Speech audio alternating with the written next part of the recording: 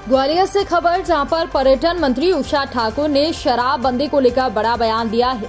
मंत्री उषा ठाकुर ने कहा है कि कोई भी व्यक्ति शराब नहीं पीता तो उसको कोई नहीं पिला सकता है।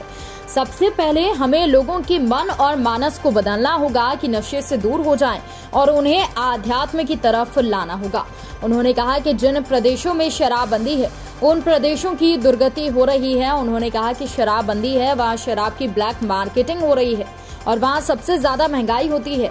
जिसको पीना है वो कभी मान्यता नहीं है, इसलिए उन्हें आध्यात्म की तरफ जाना होगा।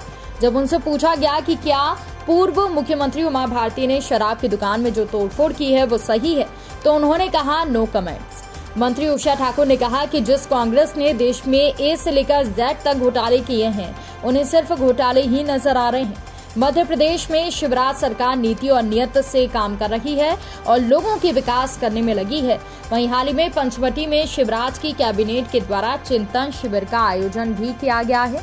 उन्होंने उसको लेकर कहा कि पंचवटी में शिवराज की कैबिनेट लगातार चिंतन मनन कर रही है और इसी को लेकर चिंतन शिविर का आयोजन किया गया है। उन्होंने कहा कि आगामी समय में मध्य प्रदेश का चुनाव आने वाला है, इसको लेकर बीजेपी रणनीति तैयार कर रही है। आपका क्या बोलना है? मैं यही निवेदन करना चाहती हूँ कि शराब जैसे मैं और आप नहीं पीते तो हमको कोई नहीं पिला सकता। हमको लोगों का मन और मानस इस ढंग से प्रशिक्षित करना होगा कि लोग नशे से दूर हो जाएं, वो नशा मुक्त हो जाएं। उन्हें आध्यात्म से जोड़ना होगा, उन्हें श्रेष्ठ कार्यों की ओर प्रेरित करना होगा। शराबबंदी नहीं होनी चाहिए।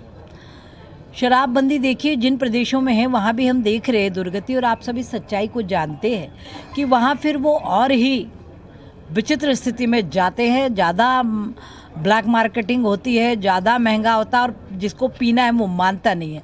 तो बहुत बेहतर हो कि हम वो मानस बनाए लोगों का कि लोग नशे से मुक्त हो जाएं। उन्होंने पत्थर फेंका तो ऐसे भी होना चाहिए, लोगों को लगे कि बुरा है तो पत्थर फेंक दो।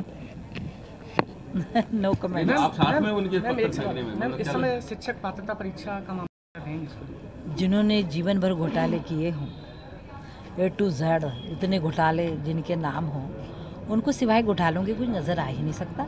भारतीय जनता पार्टी बहुत ही नेक नियति के साथ सभी को काम देने में लगी हुई है। चिंता में ये बात आई कि मध्य प्रदेश के हर नागरिक की चिंता कैसे दूर कर दी जाए।